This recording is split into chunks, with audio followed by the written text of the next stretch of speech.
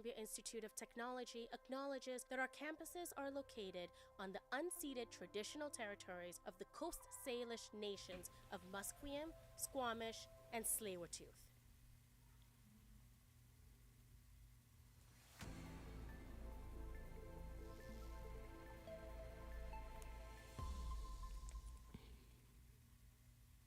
Good afternoon, I'm Lorena Masamba, and here are your 2:45 news. The Vancouver Canucks are making major changes to their front office. After finishing last in the NHL this season, the team announced Ryan Johnson has been promoted from assistant general manager to general manager. Meanwhile, franchise legends Henrik Sedin and Daniel Sedin will share the role of the president of hockey operations.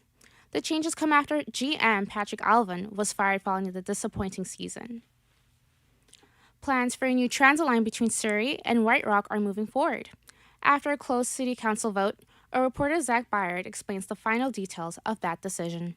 Surrey City Council voted Monday in favor of advancing TransLink's latest bus rapid transit proposal. It would run from Surrey Central to White Rock Center with dedicated bus lanes, high-quality stations, and reliable service. Advocates in council say that it's the most feasible short-term solution to Surrey's transit problems. Opposing councillors argue that a SkyTrain line would be better. Arden English, an advocate with Movement, says that bus rapid transit wouldn't be so different from the other options. The busway that is being built functionally serves the same purpose as a SkyTrain guideway in providing physical separation between the bus and the regular traffic along King George Boulevard. English adds that the project could be upgraded to SkyTrain in the future using its infrastructure. Zach Byard, BCIT News. A new survey suggests nearly 1 in 4 Canadians has declined a vaccine recommended by their doctor. The online poll found concerns over possible side effects, where most of the common reason people choose not to get vaccinated. Researchers say the findings highlight growing concern on vaccine hesitancy across the country, even for routine immunizations recommended by health professionals. Experts warn misinformation surrounding vaccines continue to influence public attitudes and could impact future public health efforts. The survey was conducted online and included responses from adults across Canada. The local farm providing grass for the FIFA event has to abide by very particular field regulations for the World Cup pitches. Reporter Trevor Weinbrenner has more. FIFA has strong rules that need to be met for the pitch at the World Cup. Players are playing at the highest level and they have expectations.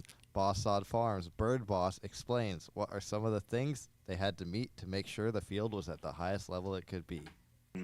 So the FIFA has a natural pitch rating system. So it talks about vertical ball rebound, ball roll consistency, shock absorption, vertical deformation, rotational resistance is another one, surface hardness, compaction, infiltration.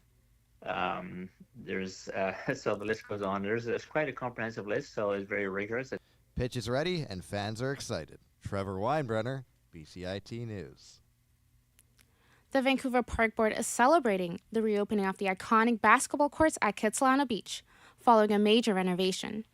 The upgraded courts feature new hoops, restored flooring, updated backboards, and a redesigned paint funded through a private donation. The courts have long been considered one of Canada's most recognizable outdoor basketball destinations, drawing comparisons to courts in New York Rutgers Park and Venice Beach in California. Vancouver is said to be a lonely city, but social groups gather to play Dungeons & Dragons.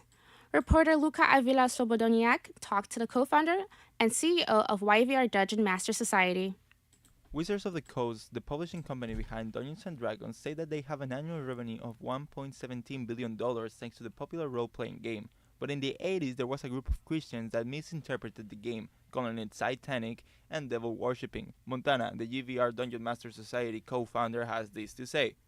Yes, there was the satanic panic in the early 80s, but that was because there was Christian groups that didn't understand what it was, and nowadays there's actually youth pastors that play D&D with their group. So I think that nowadays people look at it as more of a tool to tell stories and be collaborative and creative with some people. His social group, the GVR Dungeon Master Society, is focused on teaching how to play the game and creating long-lasting friendships. That's all from me, Luca Avila Slobodianic. A constitutional challenge is beginning to take shape over the federal government. A new immigration law limiting when refugees' claims can be made in Canada. The Canadian Association of Refugee Lawyers says multiple legal challenges tied to the Bill C-12 will now be managed under one federal court judge. The law requires refugee claims to be filed within 1 year of a person's arrival in Canada. The federal government estimates roughly 30,000 claims should be rejected under the legislation. According to Toronto's largest food bank, Canada has great food safety records, but is the largest food waster in the world. Reporter Easy Morgan tells us more. A new report from a Toronto-based food rescue organization, Second Harvest, shows almost a quarter of avoidable food waste comes from consumer confusion due to outdated practices regarding food date labeling. Anna Gray is with the Food Stash Foundation and explained this avoidable misunderstanding. People think that best before date means expiry date. So once the date has passed, the food item that you have has gone bad. And most of the time that is not the case. Gray encourages people to smell products and inspect them for mold before deciding whether they're safe to eat, rather than glancing at the best before date. Izzy Morgan, BCIT News. Prime Minister Mark Carney says the federal government is open to selling some public assets if the money can help fund major infrastructure projects. A new Transport Ministry paper suggests Ottawa is considering changes to Canada's port system, including merging some ports while selling others. Carney says selling ports is not currently a top priority, but adds the government will remain transparent about any future decisions. Are we looking, and we're very transparent about it, are we looking in certain cases of, are there assets that the federal government has that we could recycle the investment into supporting building new assets? Airports is an example that is out there. Recent federal budget documents also mentions exploring new ownership models for federally owned airports. The way people want to consume music is changing. Reporter Noah Peckham explains how. Drake is dropping his long-awaited album, Iceman, tonight. While fans will stream the album when it's released, being able to access the album physically through CDs and vinyl is important to many fans. Ben Frith is the manager at Neptune Records, and he spoke about the change from streaming to physical. People are starting to steer away from streaming, or at least having streaming just be part of the discovery process as opposed to how they actually want to hear anything. So, we're seeing a massive rise even in CD sales, which we never expected. Frith says Drake is not expected to release the album on vinyl or CD right away, which may affect fans' excitement. Noah Peckham, BCIT News. And in entertainment news, FIFA says the 2026 World Cup final will feature its first ever Super Bowl-style halftime show. The performance at MetLife Stadium in New Jersey is set to include Madonna, Shakira, and BTS. FIFA says the concert will support the FIFA Global Citizens Education Fund, which aims to raise $100 million to improve access to education and soccer programs for children worldwide. The halftime show will be curated by Chris Martin of Coldplay. And for weather, for the coming evening, expect light showers with a low 8 and a high 14.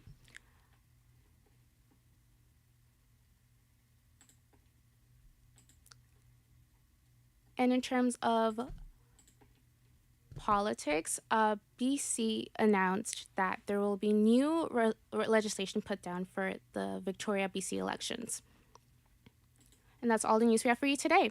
I'm Lorena Masaba, and thank you for listening to BCIT's The Crow. Thank you.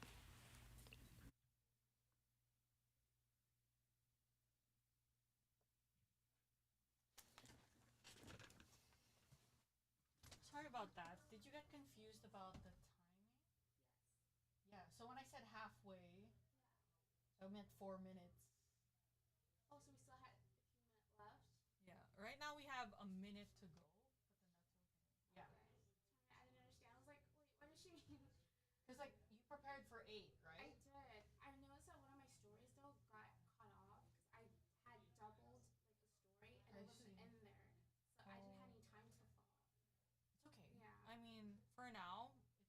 You said what you needed to say, and yeah, if you want to head there now, you didn't cut a story out, right? You said everything you needed to say. No. Like, one of the story I thought was in, but then I noticed that it got doubled. Oh, I see. Yeah. So you were short, and yeah, it's okay. But then yeah, you did what you did, and you said it. It's fine. It's fine. And don't worry. I won't let you. It's okay. It's okay.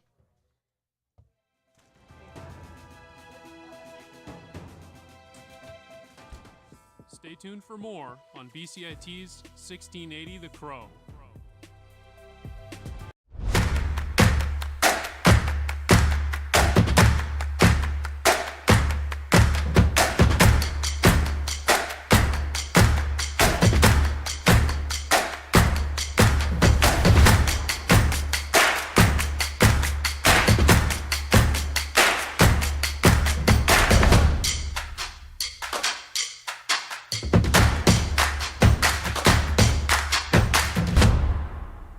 Everything is changing to digital. Everything is online. People aren't just waiting for the 6 o'clock news anymore. People want their news right now. They want to be able to go onto their smartphone, onto the internet, and see the news that they want to see.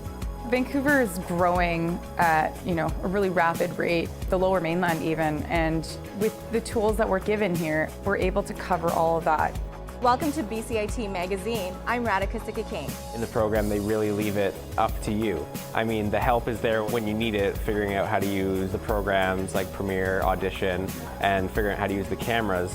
But it's up to you to sort of experiment and figure out what you can do when you go out in the field. They brought candles and flowers to remember the student who lost her life yesterday. Theresa May says the international community condemns Moscow. They really make sure that you know the basics and you are able to put out a quality product. I'm Brady Tretnero. And I'm Radhika Sikakane. Thank you for tuning in to BCIT Magazine.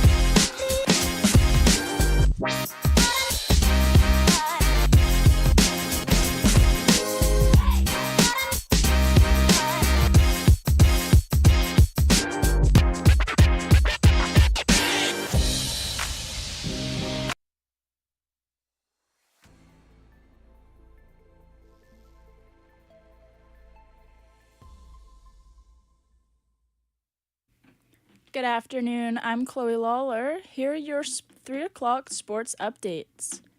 The wait for a new general manager is over for Canucks fans. The Canucks made the major announcement in a press conference earlier today. The team announced that Ryan Johnson has been promoted to general manager from his previous position as assistant GM. This all comes as the Canadiens fired general manager Patrick Allvin in April after the conclusion of the 25-26 NHL season. Vancouver's president of hockey operations, Jim Rutherford, then announced on May 6th that he'll step down from his role following next month's draft and become an advisor. Henrik and Daniel Sedin will share this role in the future. We couldn't be happier that they have now agreed to take on the top hockey role.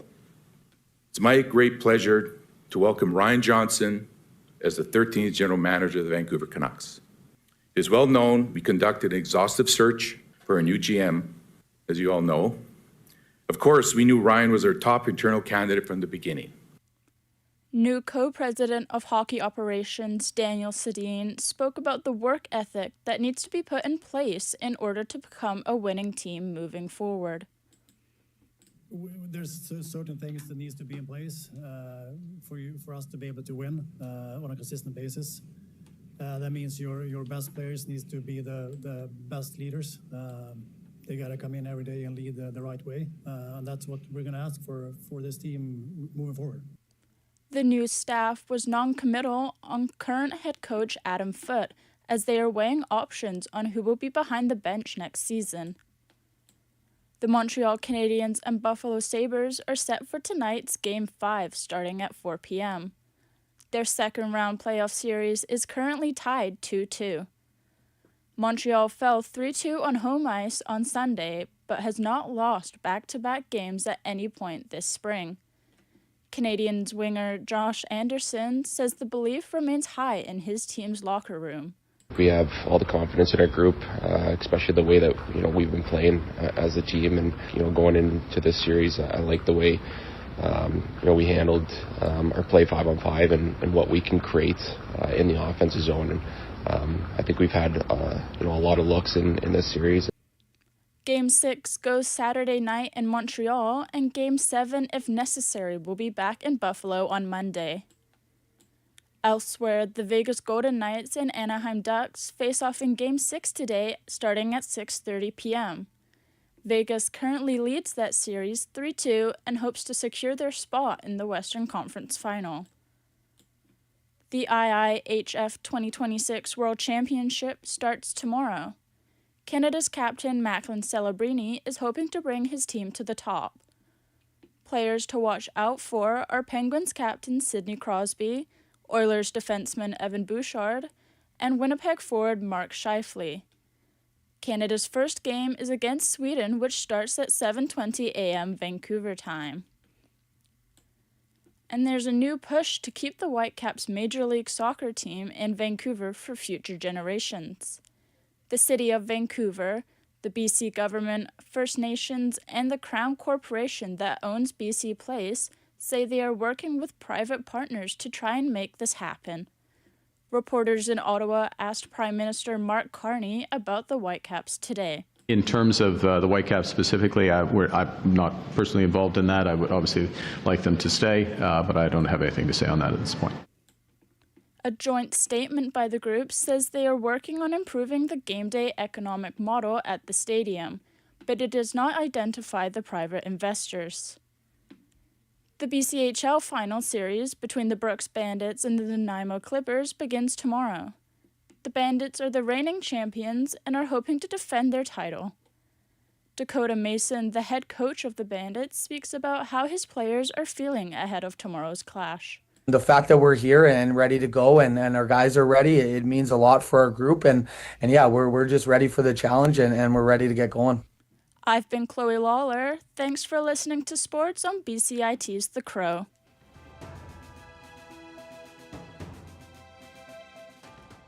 Stay tuned for more on BCIT's 1680 The Crow.